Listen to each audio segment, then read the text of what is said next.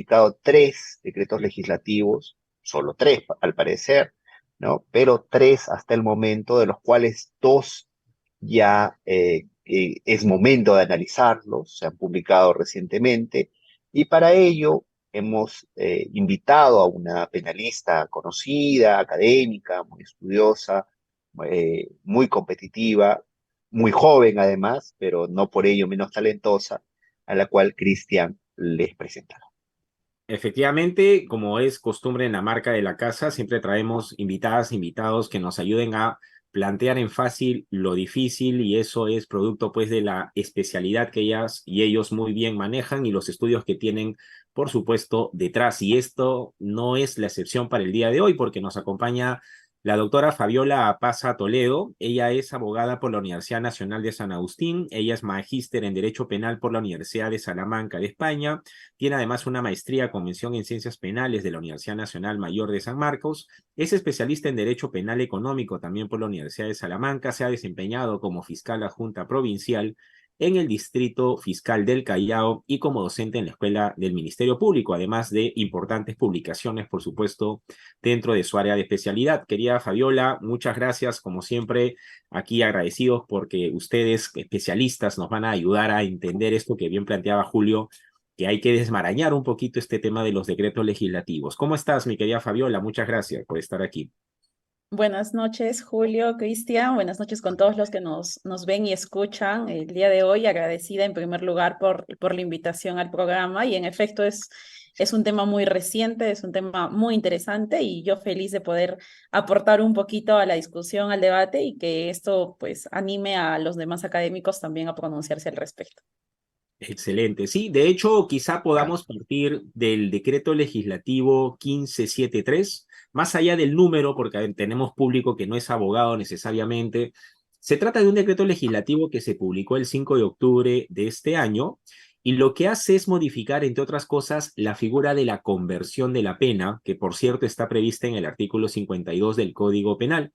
Quizá, querida Fabiola, considerando que, como decía, nuestro público no es necesariamente especialista en derecho, a lo mejor nos puedes ayudar a comprender qué cosa es la figura de la conversión de la pena, por qué es importante y cómo estaba regulada antes de este reciente decreto legislativo. Claro que sí, claro que sí. Bueno, la conversión de la pena es una institución jurídica por la cual el juez penal, cuando emite su sentencia, ya una sentencia condenatoria, tiene la facultad, la posibilidad, en mérito a estos principios de resocialización, de reinserción en la sociedad, de convertir la pena cuando esta no es muy grave, ¿no? Cuando no es mayor a los 4 años, por ejemplo, la puede suspender.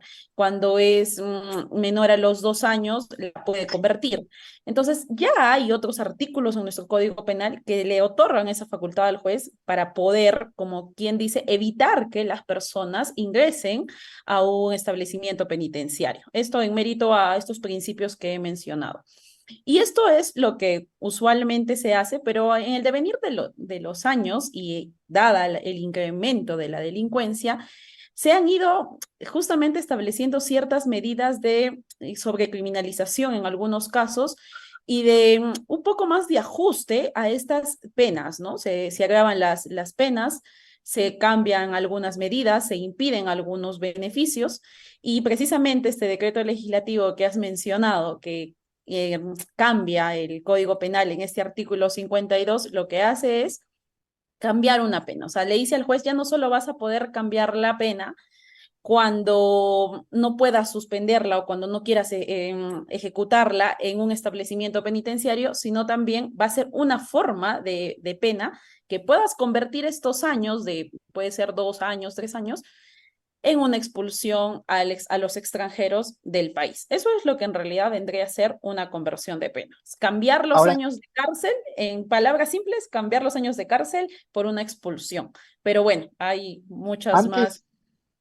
claro, antes de la modificación que se hace a esta conversión de pena que ya iremos detallando, permíteme preguntarte si la conversión de pena podía ser decidida por el juez desde el momento de la sentencia o siempre tenía que ser cumplida cierta fracción de la sentencia, del tiempo de condena. La conversión de la pena está regulada en diversos artículos, previos al 52, incluso en el artículo 30, que también ha sido modificado. Y el juez, claro, es que tú tienes la pena una vez emitida la sentencia. Entonces, Claro. tienes que necesariamente tener una sentencia, tener una pena ya concreta, determinada, y en mérito a eso recién funcionaría la conversión. Ahora bien, previa a esa conversión, había la posibilidad, y el código aún no ha cambiado en ello, lo establece de que solo se convierte si es que no se puede suspender, ¿no? Claro, o si es que no se puede hacer incluso una reserva del fallo condenatorio, es decir, si la pena es mucho menor y hay la posibilidad de que la persona no vaya a prisión, simplemente se le suspende la pena, ¿no? Pero si es que no se pudieran dar ni la reserva del fallo condenatorio ni la suspensión de la pena, recién cabría la conversión de la pena. Comprendo. Pero, digamos, para precisar en todo caso mi pregunta, lo que preguntaba es, ¿con la sentencia ya se puede decidir sobre la conversión de la pena o se requiere que, como creo que ahora dice la modificación del artículo 52, que tiene que cumplirse cierta fracción de la pena después de dictada la sentencia y a través de una nueva resolución se dirá recién que se ha convertido la pena? Eso Claro. quisiera, por favor, que me explique. Claro, en efecto, a raíz de esta modificatoria, la precisión que ha hecho el legislador es que esta conversión no va a ser inmediata, es decir, no es que se convierte la pena a expulsión de manera inmediata, sino que te ponen el requisito de cumplir 2/3 de la condena, ¿no? Ok, ok. Entonces, bajo ese marco, eh, ¿qué ha introducido como nuevo, que es la nueva pauta que da el artículo 52, que ha sido introducido por este decreto legislativo 1573, como bien mencionaba? La nueva pauta es que ahora, como una forma más de conversión de pena, es decir, ya no solo se puede convertir a servicios comunitarios, que es lo usual que se solía hacer la conversión de la pena, sino que ahora la forma que se puede utilizar también en el caso de personas que son extranjeras, que no tienen la nacionalidad peruana, se las puede expulsar del país, siempre y cuando, como ya hemos mencionado, estas hayan cumplido 2/3 de la pena que se ha determinado. Entonces, el cambio está referido a personas extranjeras que pueden ser expulsadas cumplido cierta fracción de la pena, solo para Sí, extranjeros. sí, en realidad está más determinado así, porque es Comprendo. la expulsión inmediata y creo que aunque no lo pongan como nomen juris o aunque no haya un título específico, la norma está destinada para este grupo de personas.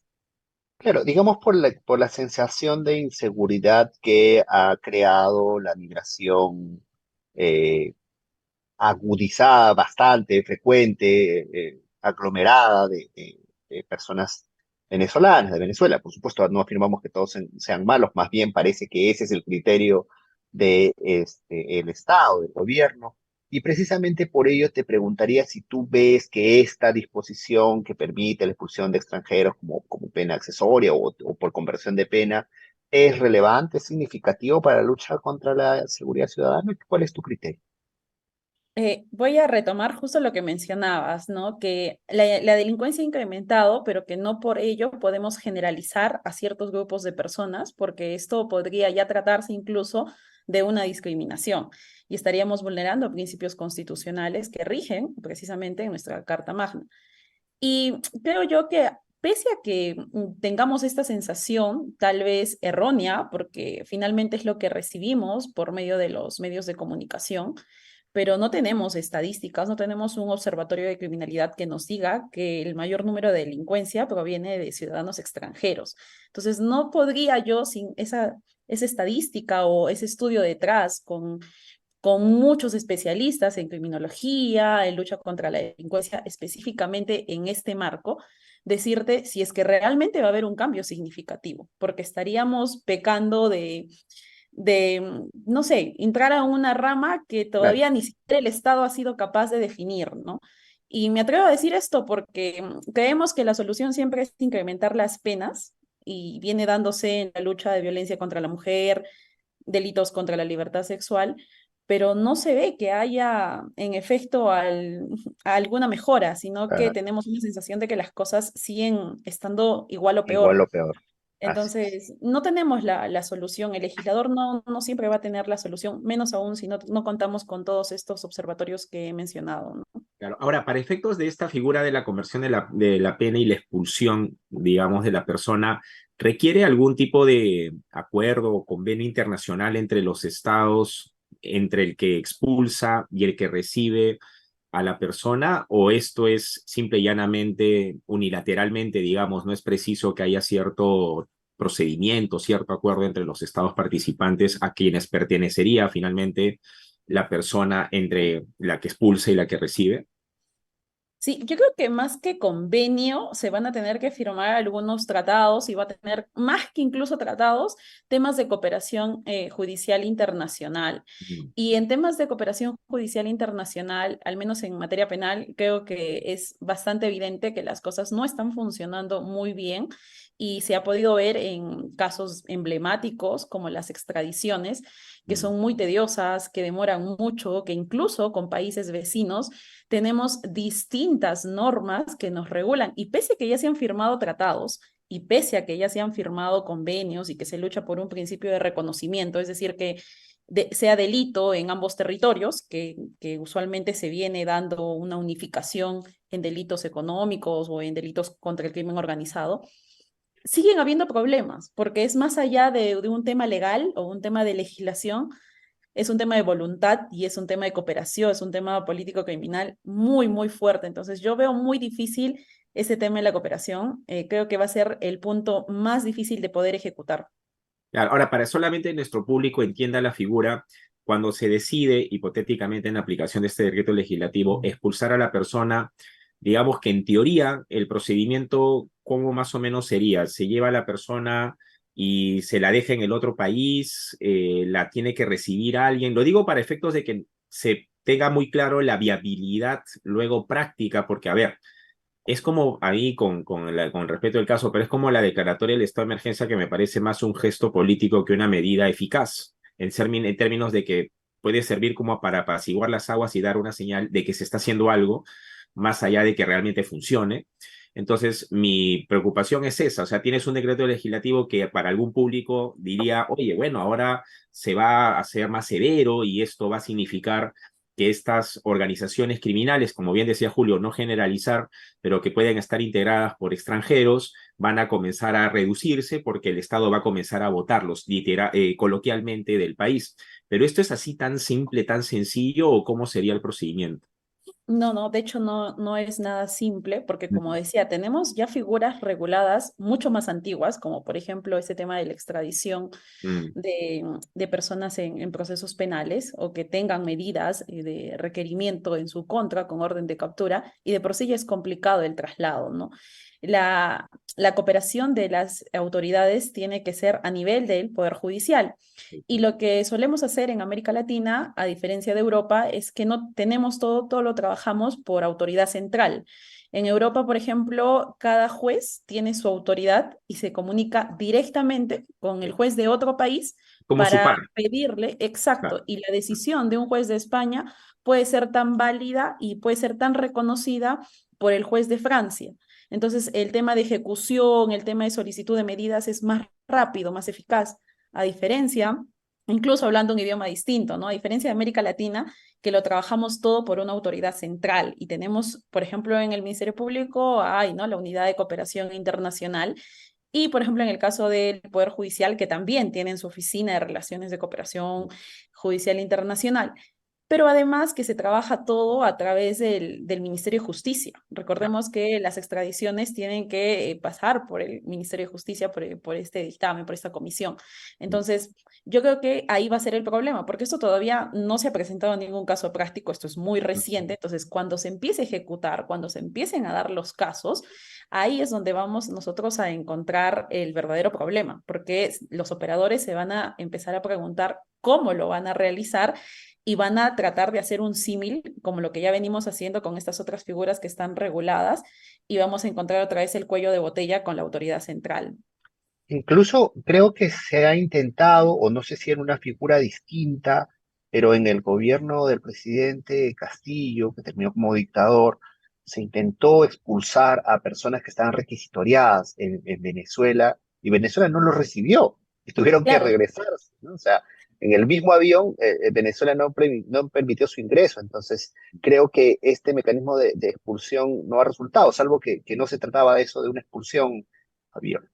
Sí, es que es como la palabra que utilizó Cristian, ¿no? No se trata de que un país diga, bueno, los expulso y ya se los reciben, ¿no? Porque tiene que haber de por medio mucha documentación, muchos filtros, ¿no? De verificar realmente esta persona por qué delito está, cuánto tiempo le queda de condena, dónde va a terminar su condena, porque recuerda, o sea, no es que salen de Perú directamente en general, digamos, a Venezuela o Colombia, sino qué estado, qué ciudad, qué penal, ante qué juez, porque recordemos que es muy distinto, ¿no? La competencia que tiene un juez penal de Colombia es muy distinta a la competencia que pueda tener un juez en Perú. Entonces habría que ver en qué tipo de juzgado, cómo ellos llevan a cabo, cuál sería el homólogo con el que habría que tratar. Entonces es un tema muy, muy, muy complicado. Y ellos también trabajan con autoridad central. Entonces, primero trataría el juez penal con la autoridad central de su país y esta autoridad central de Perú tendría que trabajar con la autoridad central del país receptor y esta autoridad central recién coordinar a qué juzgado le competiría recibir a este preso o a qué establecimiento penitenciario, ¿no? ¿Qué juez de ejecución penal? Lo Ahora, cual, ¿está obligado a recibirlo el otro estado? no, en realidad no. Ahora, lo que comúnmente suele pasar es que cada estado prefiere tener a sus ciudadanos en su Claro. jurisdicción. Eso sí pasa mucho, que lo solicitan, ¿no? Solicitan juzgarlos en su país, solicitan tenerlos. Pero ahora con el hacinamiento de las prisiones, que es una Eso lo realidad iba a decir, no porque solo en Perú. va a sonar duro, pero al final termina siendo un costo también Sí, el tener que exacto, estar es... recibiendo a las personas para que cumplan condena dentro de cada estado. No suena duro porque finalmente pareciera que estamos poniendo al ser humano como un número en un Excel, pero en términos fríos, al final los estados también cuidan esos factores al momento de tomar decisiones, ¿no? Sí, es lo que yo decía al inicio, ¿no? Por ejemplo, no tenemos estadísticas de criminalidad en temas más específicos, pero sí tenemos estadísticas, los estados manejan estadísticas de los establecimientos penitenciarios y Mm, lo que se sabe es que están sumamente hacinados. Entonces, terminamos haciendo números y los estados no van a querer cargar con un problema mucho mayor. claro. Ahora, en este decreto legislativo del cual estamos conversando, como comentábamos, contempla la figura de la expulsión inmediata como conversión de pena, pero también algunos delitos la ha contemplado como pena accesoria. Entonces, ya que nos has ayudado y te agradezco infinito de entender qué implica conversión de pena, ahora, ¿qué significaría que también algunos delitos este decreto legislativo haya incorporado la expulsión como una pena accesoria más bien? Ya, lo que pasa es que la pena de conversión accesoria, o sea, no es, lo que dice su nombre, ¿no? Es accesoria, Mm, no es a la principal. O sea, la principal es que tú vas a cumplir la pena que te ha establecido la sentencia, pero accesoriamente te puede expulsar. Es decir, además de que ya estás cumpliendo una pena, te puedo expulsar porque son delitos que se consideran de mayor gravedad. Y vuelvo a lo que señalamos al inicio, ¿no? Que a mm, veces parece ser que estamos excediendo, ¿no? Que el Estado empieza a ser muy punitivista y que mm, podría tratarse de una sobrecriminalización. mm. De acuerdo, Eh, muchas gracias. el otro decreto legislativo, querida Fabiola, que ha modificado esta vez el Código Procesal Penal es el 1574. Nosotros aquí en Contacto Legal hemos hablado varias veces de este control de identidad del 205, tanto cuando hablamos del caso Rojas Marín versus Perú, como cuando hablamos directamente del control de identidad o las intervenciones corporales, tuvimos la oportunidad de analizar y nos parecía bastante ponderado este artículo 205 en la medida en que te decía que si es una persona que va a servir, que ha observado un delito, que va a ser como testigo, que puede ser una fuente de información, la policía puede requerirle su identificación y además puede darle las facilidades para que se identifique. Y solo en los casos en los que esa persona ya no es que va a aportar algo, una información, un dato, un testimonio, qué sé yo, sino que más bien podría estar vinculado, también se le podría retener, ¿no?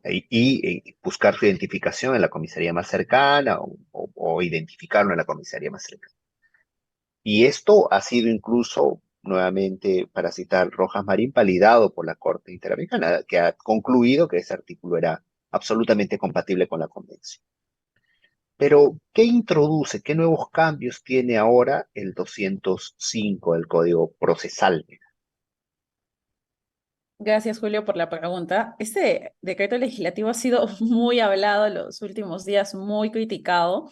Incluso ha habido mucha confusión por parte de incluso algunos colegas, porque mencionaban que había una modificación de todo el artículo desde el numeral 1, pero es que en realidad, y decían ahora la policía te puede identificar o te puede detener sin que hayas cometido un delito, sin que haya habido flagrancia. Eso no es así. En realidad, este artículo 205 ya se encontraba como estaba redactado en el numeral 1 desde hace muchos años. Lo que ha sido modificado es el numeral 4, que está referido únicamente, específicamente para el plazo no de detención, de retención, se puede decir, para los extranjeros, que lo amplía de lo que vendría a ser 4 horas, que era para todos, a 12 horas. Pero como toda norma tiene una exposición de motivos, esa también tiene una razón de ser. Y desde mi experiencia, en la que he trabajado muchos años en el Ministerio Público, pues te puedo decir que entiendo la idea del legislador o entiendo la razón de ser de esta norma. ¿Qué pasa? Cuando una persona no te carga identificación o hay, como dice el mismo artículo, no una mera sospecha o las circunstancias que tú mencionabas, la Policía Nacional está facultada para pedir la identificación y si esta persona no está identificada, retenerla para poder identificarla. Al menos en Lima, les comento que solo hay una sede en todo Lima para que las personas puedan pasar reconocimiento AFIS, esto es, que puedan ser identificadas por huellas dactilares.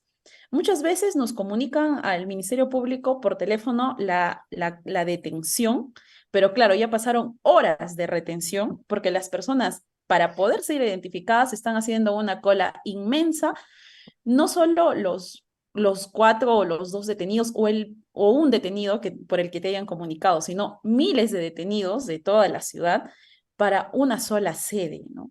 Entonces, los efectivos policiales, y siempre ha sido la queja esa, con el Ministerio Público, con otras instituciones con las que se coopera, que no hay la capacidad para poder identificarlas. Entonces, es una falencia que tiene el Estado. Demoran mucho y al final, claro, muchas veces el Ministerio Público ni siquiera se entera porque al Ministerio Público finalmente solo le van a comunicar de las personas que han sido detenidas. Pero las personas que han sido retenidas durante muchas horas han estado ahí en la Policía Nacional sin mayor orden judicial, ¿no? Y esto, si ya, yo lo cuento porque si de por sí ya es un problema a nivel nacional con ciudadanos que están y debidamente identificados porque han colocado sus fichas sus huellas en RENIEC, imagínate la dificultad que ha significado identificar a personas extranjeras. Y con este boom de la inmigración venezolana se presentaba mucho este problema, porque además que ya no tienes un sistema, como se entiende, es más rápido, sino que tienes que pedir información a las autoridades venezolanas para que te comuniquen si esta persona tiene antecedentes o etc., demora mucho más. ¿Por qué? Porque no se trata se trata de una simple sospecha, no se trata de un detenido. Entonces no puedes trabajar todavía con Interpol o con las autoridades judiciales de manera más eficaz. Se trata de personas que simplemente han sido retenidas. Y por eso es que se amplía este plazo. Ahora, hablar sobre si el plazo es muy extremo o que haya algún tema de discriminación, sí, yo también estoy en desacuerdo, 12 horas me parece un exceso, ya deja de ser una simple retención, estamos en un fraude de etiquetas, considero, y peor aún, vulneras a la persona porque está muchas horas retenida, si le quieren llamar así, pero ni siquiera hay un control por parte del Ministerio Público, porque no se le comunica ya que no está detenida, y mucho menos de un control judicial. Entonces, creo que ahí es donde realmente vienen los problemas, ¿no? Que el plazo sea muy excesivo.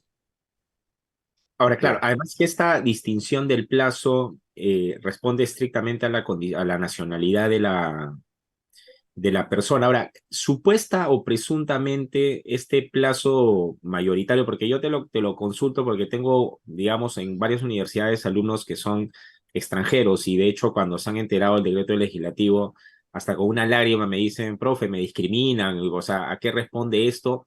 Y quizá como comentabas, aprovechando además tu experiencia en el Ministerio Público, este plazo es porque, como decías, hay dificultades particularmente sensibles en el caso de los extranjeros para efectos de la identificación y por ello es que maneja un plazo quizá exagerado, como dices, de 12 horas, pero sí es justificado que sean más de las horas a las que normalmente una persona nacional nuestra estaría siendo objeto de esta medida.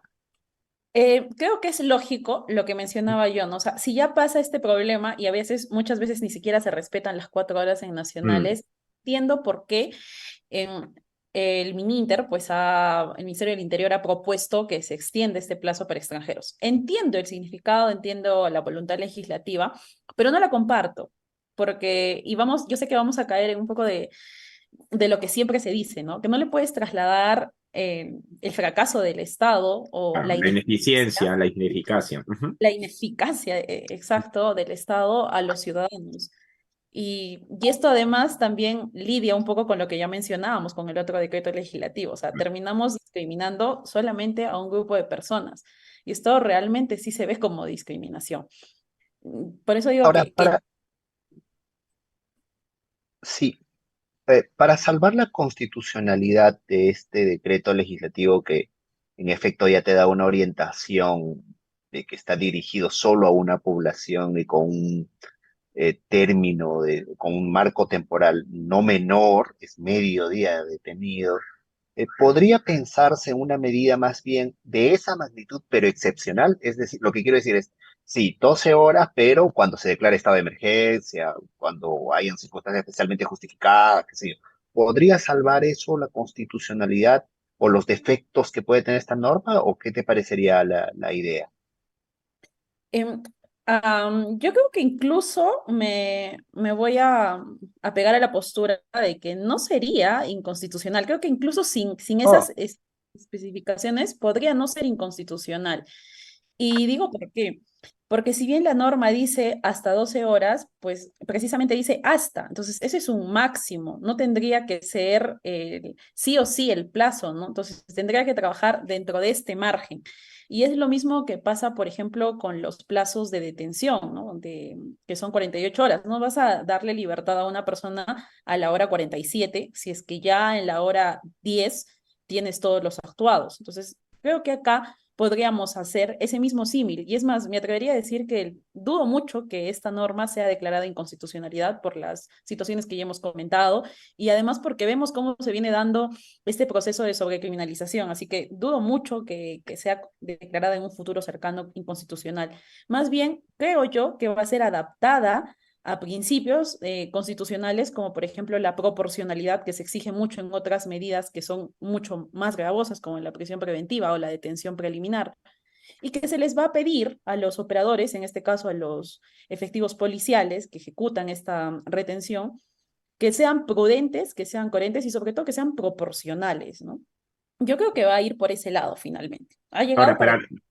para que nuestro público esté preparado, ¿qué pasa o qué mecanismo de control constitucional se podría activar en el hipotético supuesto en el que ya se cumplieron las diligencias, se verifica la identidad nacional o extranjero? Sin embargo, se me mantiene todavía en la comisaría bajo esta lectura equivocada de que el plazo no es hasta, sino que tengo derecho a retenerte 12 horas y 4 horas en un caso. ¿Qué mecanismo podría nuestro público, que no necesariamente es abogado y que se ve en esa situación de que ya saben quién soy, ya cumplieron con la diligencia, ya me puedo ir? No, señor, usted todavía se queda acá porque yo tengo derecho a tenerlo aquí 12 horas o 4 horas. ¿Qué mecanismo de control constitucional se podría activar? ¿Y es un mecanismo que tú, desde tu experiencia, crees que sería eficaz o es algo que no va a ser mucha ayuda? No, no, sí, sí, se podría plantear un habeas corpus y es, en realidad el habeas corpus sí es muy eficaz, ¿no? Se presenta ante un juez constitucional y es él quien va a determinar y establecer si es que realmente se estaría vulnerando la libertad como derecho fundamental de alguna persona. Si es que no hubiera realmente los requisitos que se establece o no fueran los medios que podrían determinar esta retención, sí se podría acudir a un habeas corpus y de verdad que es muy, muy eficaz porque incluso el juez está obligado a constituirse en el lugar para verificar in situ si es que se estarían vulnerando este derecho, ¿no?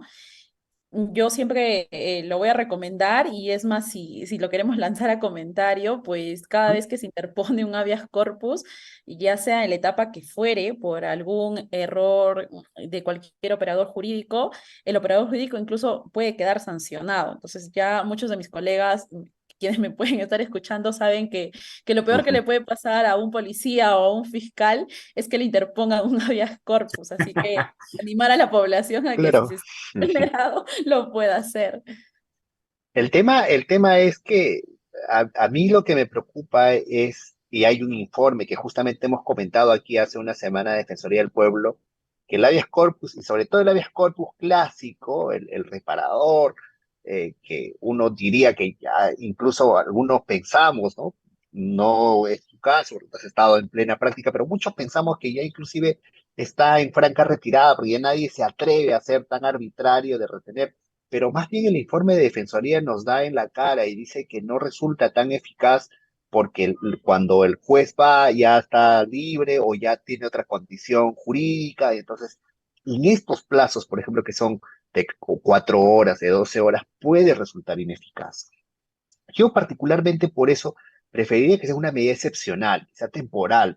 A mí sí me parece, no tanto el tema de las horas, sino que esté direccionado a una población especial, que son los extranjeros, me hace un poco de ruido desde el lado del principio de la igualdad ante la ley y de personas que tienen documentos regulares, pero que pueden tener alguna dificultad en hallarlos.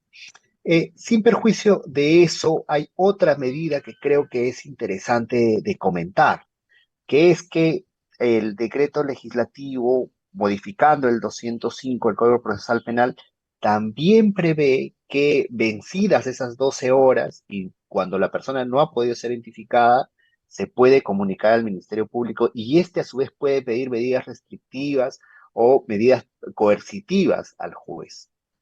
Sobre ese extremo, Fabiola querida, ¿podrías explicarnos cuál va a ser el procedimiento para el dictado de estas medidas? Y finalmente, un juez, supongo que penal, o no sé cuál va a ser el juez competente, puede dictar medidas restrictivas cuando no hay un delito de por medio que se esté investigando, o cómo entiendes tú que se va a hacer este procedimiento? Gracias, Julio. Mira, no, voy a empezar por la parte final porque creo que es lo que más ha calado, ¿no? O sea, se Mm. puede detener sin un delito, sin la investigación de un delito, y la respuesta tajantemente, pues es un no, o sea, no se puede. Y aunque yo sé que hay informes de defensoría que nos dicen que estas medidas, que este habeas corpus puede resultar no muy eficaz, pero el solo hecho de que el abogado se presente en la comisaría y le pueda decir a las autoridades que su patrocinado o la persona que conozca sus derechos y le diga al policía que le va a plantear un habeas corpus, y sabemos que aunque ya haya resultado más allá de las horas o ya se haya culminado este proceso, esta mala etapa, pues sí pueden resultar sanciones y esto nos puede servir de precedente en futuros casos, ¿no? Lo que pasa es que, como digo, pese a que es complicado y que Mm. no se identifique a estas personas, dice la norma que se comunica al Ministerio Público, porque claro, se entiende que este es el marco, este es el supuesto de personas en las que se podría haber dado un tema de sospecha. O sea, no hay delito, pero hay algo que pueda estar relacionado. Ahora, ¿por qué no se le da la facultad al efectivo policial? Porque ya se le está dando bastante facultad de manera muy subjetiva en determinar qué es sospecha, ¿no? Porque habría que definir incluso qué tipo de sospecha o qué tipo de disque flagrancia, ¿no? Pero en el caso del Ministerio Público, entiéndase que ya tendría que ser un poco más objetivo de la situación y verificar si realmente esta persona podría no estar implicada en un ilícito penal, porque de verificarse que no hay ilícito penal de por medio, no cabría la detención de ninguna persona, ya sea nacional o extranjera, ¿no? Y en este caso no tendría por qué ser la excepción. Ahora, esta Claro. figura está contemplada en esta norma para ponerle quizá alguna etiqueta y lo recojo de lo que mencionabas. Claro, no es flagrancia, no sé, no es cuasi flagrancia. ¿Cómo, desde tu perspectiva y aprovechando, discúlpame, la experiencia como fiscal, porque sabemos que cuando se trata del control de medidas restrictivas de derechos fundamentales, particularmente en el caso de la libertad personal, la diferencia entre una flagrancia delictiva, una cuasiflagrancia o la completa ausencia de cualquiera de estas figuras es particularmente importante, inclusive para poder establecer responsabilidad del agresor en la medida que esta autoridad, supuestamente el policía, ha hecho un ejercicio arbitrario de la facultad que tiene para privar de la libertad personal a un individuo. Entonces, si esta figura está prevista ahora, ¿qué etiqueta desde tu experiencia le cabría ponerle para categorizar, digamos, un nuevo supuesto que no estaba contemplado anteriormente? No es flagrancia, no es cuasiflagrancia. ¿Dónde la ubicamos finalmente dentro de las medidas que pueden justificar una detención, una privación de la libertad personal a un individuo, ¿no? Creo que no podría decir que es flagrancia, ¿no? Pero Mm, podríamos pararlo haciendo un esfuerzo, tal vez a la presunción legal de flagrancia, porque en la presunción legal de flagrancia incluso han podido transcurrir más de 24 horas, y si hay indicios de sospecha, de vinculación con el tipo penal, ¿no? Podría encajar dentro de esta modalidad de flagrancia, este tipo de flagrancia delictiva, pero ya este tipo ha sido bastante criticado incluso con el proceso inmediato, ¿no? Con mm. el legislativo 1194, porque claro, se dice en flagrancia, pero bueno, hay tipos de flagrancia, entonces... Claro, y es como estirar como chicle la figura de la flagrancia, Claro. como para darle un margen de acción a los efectivos policiales para poder hacer este Y, trabajo, digamos, de privar de la libertad personal en una situación de esta índole. Pero claro, te llega el momento que estiras como chicle hasta que en un momento se rompe, ¿no? Y hay un momento en que tú dices, esto ya es, me estás vendiendo humo, ¿no? No es flagrancia, sino que estás jalando el argumento hasta más no poder, ¿no? y Así es. además que nuevamente volvemos al tema de que no hay una disposición penal que resulte aplicable para dictar una medida de coerción.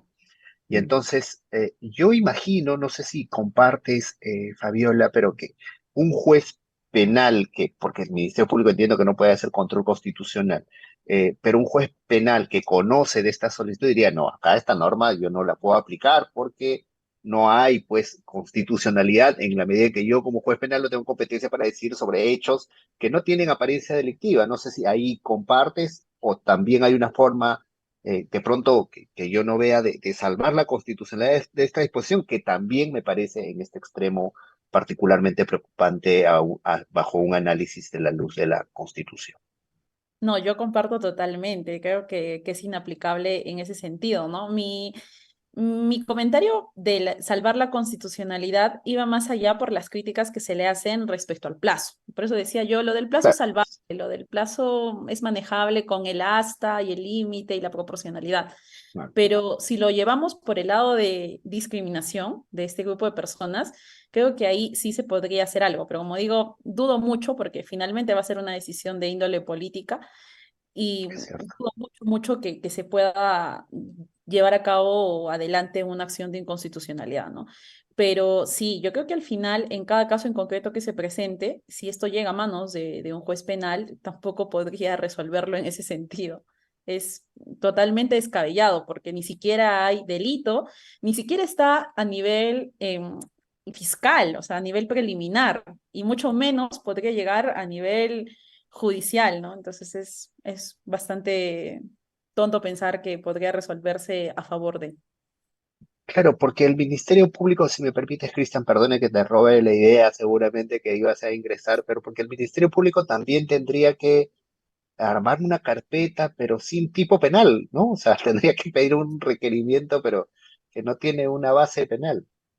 Yo creo que este artículo está más para el tema de coordinación. Es un tema como decir, ya, o sea, ya lo tienes 12 horas, es un exceso y es una forma de ponerle un límite, ¿no? O sea, están colocando al Ministerio Público como limitador de cualquier exceso de los efectivos policiales. Y esto denota que en el fondo son muy conscientes de lo que viene sucediendo realmente. O sea, que en el fondo la norma se ha hecho su propia trampa, su propio candado, porque dice es que realmente sabemos lo que pasa en las comisarías. Este es el mensaje que yo recibo de esta parte, ¿no?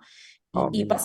Pasa mucho porque muchos de los detenidos que yo he tenido, que he entrevistado, que les he leído su lectura de derechos, siempre han terminado diciéndome en las entrevistas que el trato en las comisarías no es el idóneo, que no se le ha respetado alguno de sus derechos.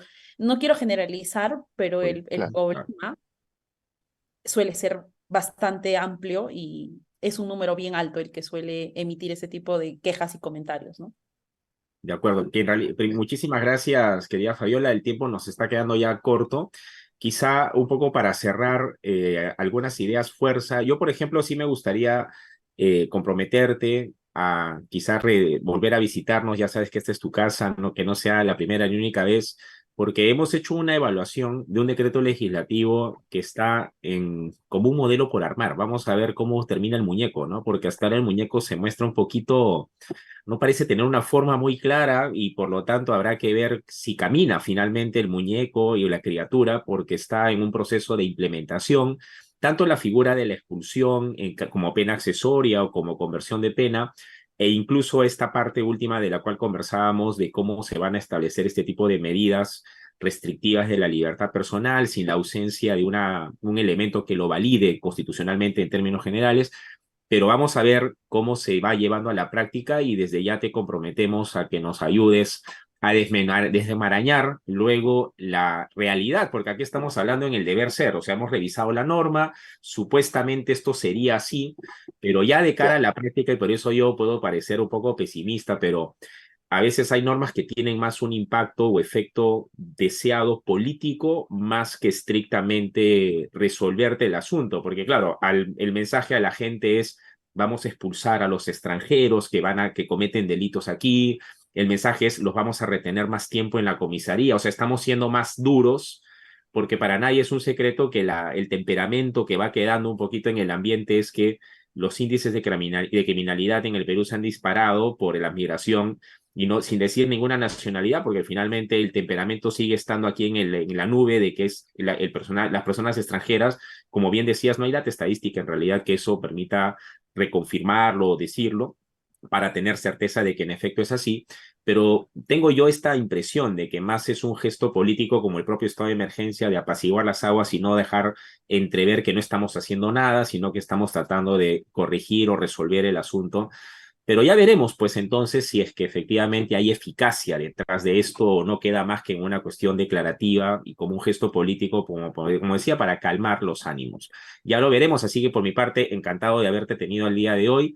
Adelante, mi querido Julio. Sí, yo también quisiera agradecer a Fabiola, creo que a nombre particular de todo nuestro público, porque ha sido sumamente clara y muy audaz en contestar las preguntas. Nos ha aclarado no solamente temas en efecto del deber ser, sino también recogido de algunas pautas de la práctica que ella conoce a profundidad. Así que gracias por esos datos, querida Fabiola. A mí me ha llamado particularmente la atención de que se va a requerir cooperación internacional para aplicar tanto la expulsión como la conversión de pena.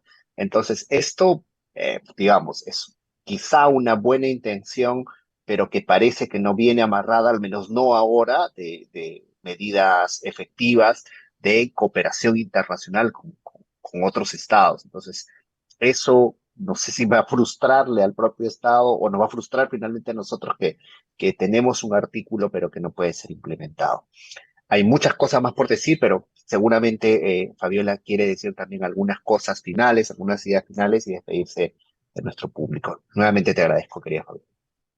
No, gracias a ustedes, Julio, Cristian, me he sentido encantada hablando de estos temas y como siempre el tema va a quedar corto porque como bien han dicho, hay demasiado por decir, pero espero al menos haber dado algunas ideas centrales, principales, que se entienda cómo va a funcionar esto, entender que la modificatoria finalmente ha afectado en realidad a un grupo de ciudadanos que no son peruanos y entender que no se pueden cometer excesos, ¿no? Porque finalmente nuestro sistema penal se rige en base no solo a principios y garantías procesales penales, sino también a principios constitucionales. Y hay que estar atentos a la aplicación de estos artículos, a ver cómo se desarrolla.